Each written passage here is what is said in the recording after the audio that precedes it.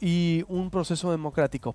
La primera impresión, a ver, el primer análisis que ayer también abría el estudioso e investigador del Partido Acción Nacional desde el 2003, usted sabe, autor del Yunque, quien ha pues sacado las grandes investigaciones para el partido, que conoce muy bien quién llega, quién se va, siempre a lo largo de la historia estudiando al PAN. Álvaro Delgado, ahora Damián Cepeda, nos tocó un sonorense que encabece el partido. ¿Cómo se ve desde la Ciudad de México, Álvaro? Buenos días.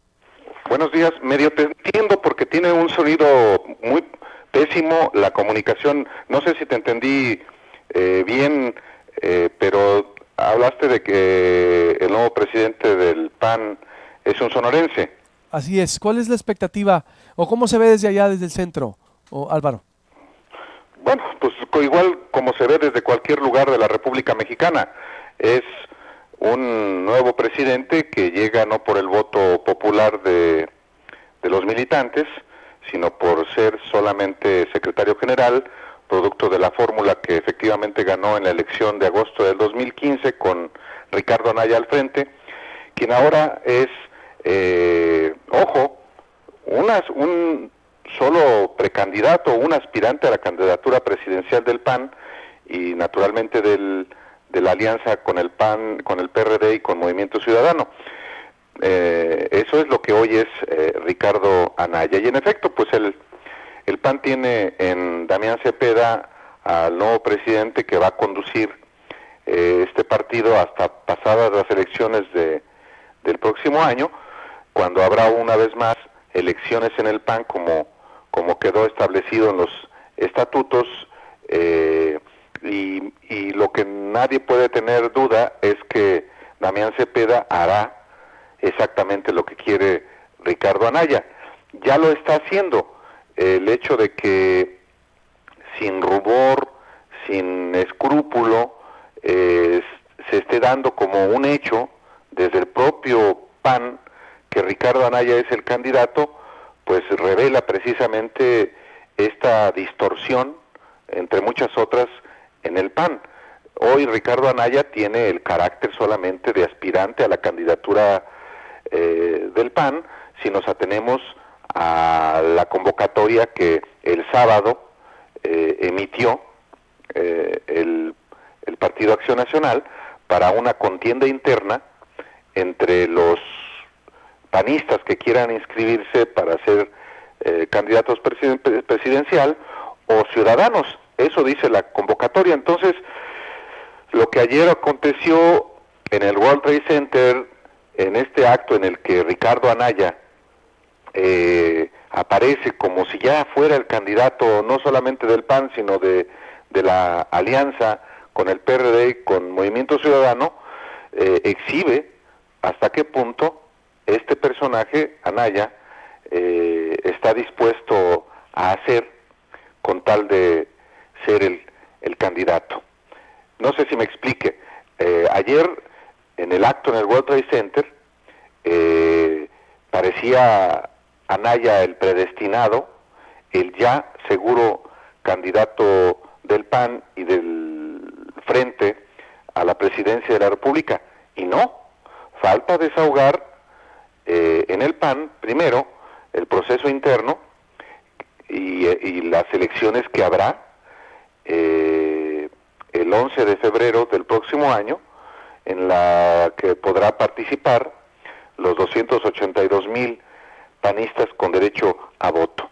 Y lo que ayer se escenificó en el World Trade Center fue una cargada que no se diferencia mucho de la que sobrevino tras el dedazo de Enrique Peña Nieto a favor de José Antonio Meade, ni la autodesignación de Andrés Manuel López Obrador en Morena.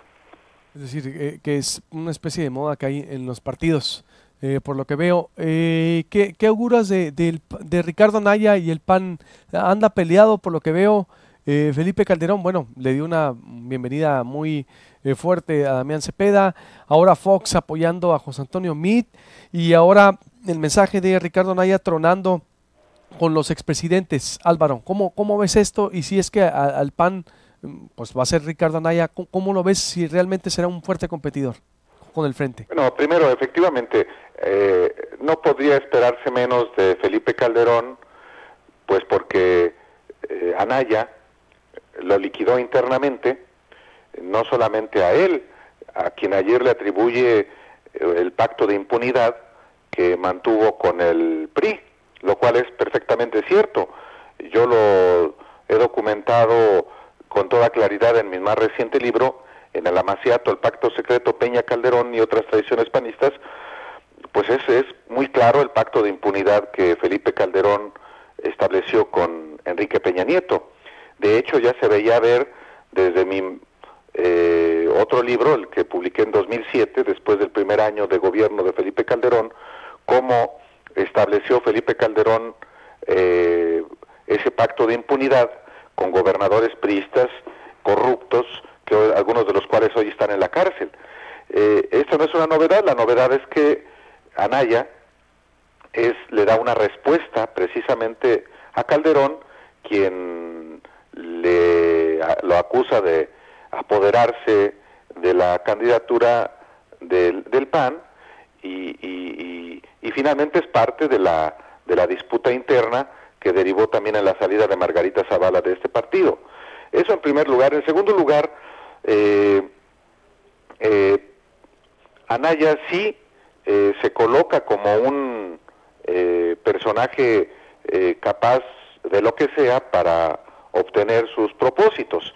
En primer lugar, logró algo que efectivamente que representa un golpe muy fuerte para el gobierno y para el PRI, la consolidación de esta alianza.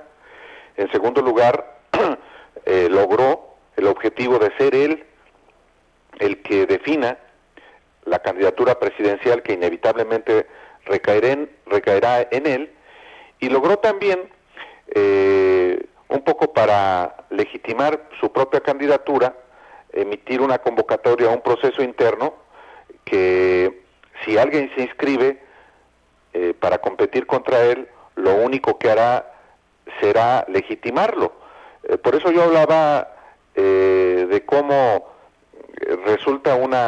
pareciera una paradoja que, siendo un aspirante todavía, Anaya se presente ya como en el predestinado a ser el candidato presidencial, no solamente del PAN, sino del Frente. Y esto pues va yo creo, a generar, sí, muchas críticas, pero de los sectores internos y externos del PAN, pero al final de cuentas se va a materializar el proyecto de Anaya de ser el candidato presidencial. Van a participar en la elección interna panistas que dijeron que lo harían, como Juan Carlos Romero Hicks, el ex gobernador de Guanajuato, el ex canciller Luis Ernesto Derbez. Yo no lo sé todavía. Entiendo que está en curso esa definición que tomen ellos. Ernesto Rufo, por otra parte, yo hasta donde sé, no va a participar. Pero si Derbez y Romero Hicks participan, será solamente en calidad de patiños. Está claro que el proyecto de Anaya es quedarse con la candidatura, utilizar en la etapa de precampaña legal todos los recursos económicos, políticos y mediáticos para seguir fortaleciendo su candidatura, formalizarla en febrero y entonces sí ir a una contienda entre dos, López Obrador, Ricardo Anaya. Y este es el planteamiento estratégico de él. En este sentido, el tercer aspirante, que es el candidato del PRI, inicia en tercer lugar, y nunca nadie desde el tercer lugar ha logrado ganar la presidencia de la República. Este es el escenario ideal para un personaje como Anaya, que no hay que minimizar, porque en una de esas se convierte en el próximo presidente de México. ¿Sí? ¿Tú lo ves así? ¿Le ves grandes posibilidades? Sí, por supuesto. Pues es que no se han dado cuenta de cómo Anaya ha ido obteniendo sus objetivos. Primero, cuando... mira, no quiero extenderme tanto, pero es importante no perder de vista esto. Él en el 2012 era un personaje que venía de Querétaro. Se incorporó a la campaña de Josefina Vázquez Mota como uno de sus estrategas, como miembro del cuarto de guerra, después de haber renunciado a la subsecretaría de Turismo en el gobierno de Felipe Calderón. Y lo hizo también para convertirse en diputado federal plurinominal.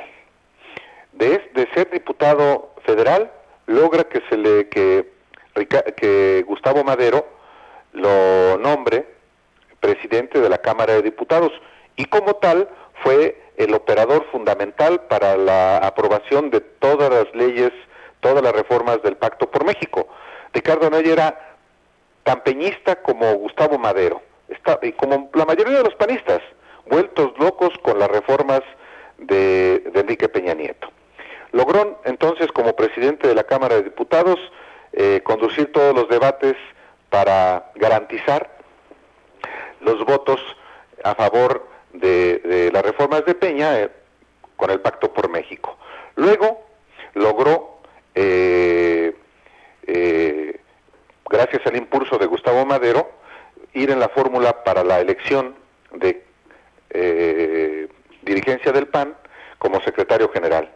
Pero antes de eso se quedó, no hay que olvidarlo, como presidente interino cuando Gustavo Madero se inscribió para buscar ser el candidato a diputado federal plurinominal. Y desde entonces Ricardo Anaya aprovechó inclusive los spots del PAN para aparecer él. Regresa Gustavo Madero, pero ya tiene posicionado ahí a Ricardo Anaya, que en la elección pasada, la 2015, gana, y desde entonces se fortalece su proyecto presidencial. Yo lo escribí desde entonces, que Ricardo Anaya tenía el propósito de ser candidato presidencial. Me decían que estaba yo loco, y lo publiqué con sustento. Y desde entonces no ha hecho otra cosa más que consolidar ese proyecto. Hoy el propósito de Anaya es rivalizar, no tanto ya con el PRI y con MID, sino con López Obrador. Y llegado el momento, es capaz de volver a los acuerdos, a los pactos con Enrique Peña Nieto, con tal de que, lógicamente, confronten juntos al candidato que ven riesgoso para México, que es López Obrador. Así es que no hay que minimizar a este personaje, que tiene la misma edad, que va a tener la misma edad en febrero del próximo año, cuando sea ungido formalmente candidato, a la que tuvo Carlos Salinas cuando fue también ungido candidato del PRI en 1988, 39 años de edad. Uy, pues está muy, pero muy interesante en verdad todo lo que dices, Álvaro, y ciertamente entonces hay que no minimizarlo, y esto se pone más que interesante, porque pues yo creo el candidato a vencer es López Obrador, me queda claro, ¿no? Sí, por eso, precisamente por eso el planteamiento estratégico de Peña Nieto y del PRI era evitar que se consolidara la alianza del PAN con el PRD y Movimiento Ciudadano, y de esa manera evitar que Anaya, que ellos claramente tienen también en el radar como el más firme prospecto presidencial de este frente, y de esta manera que el candidato del PRI, MID, con ese perfil, pudiera ser el que enfrentara finalmente a López Obrador. Esa posibilidad se diluyó el viernes, cuando se formaliza esta alianza, y pues es una muy mala noticia. Creo yo que Anaya tiene hoy un potencial muy importante para primero formalizarse como candidato presidencial, y luego rivalizar claramente con López Obrador. Y las posibilidades de ganar la elección presidencial son muchas. Pues estaremos en contacto, Álvaro, como siempre, en verdad te agradezco mucho, muy, pero muy interesante y enriquecer el debate contigo. Un abrazo, muchas gracias.